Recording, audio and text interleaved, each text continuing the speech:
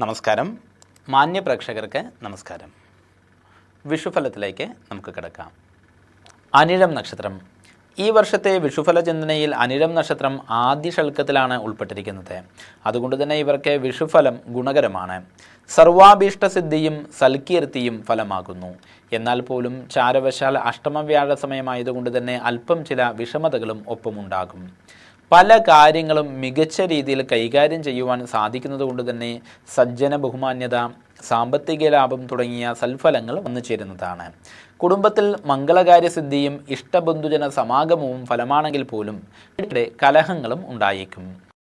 അകാരണമായിരിക്കുന്ന വിദ്വേഷങ്ങൾ വെച്ച് പുലർത്തേണ്ടതായിരിക്കുന്ന ഒരു സാഹചര്യവും വന്നു ചേരാം.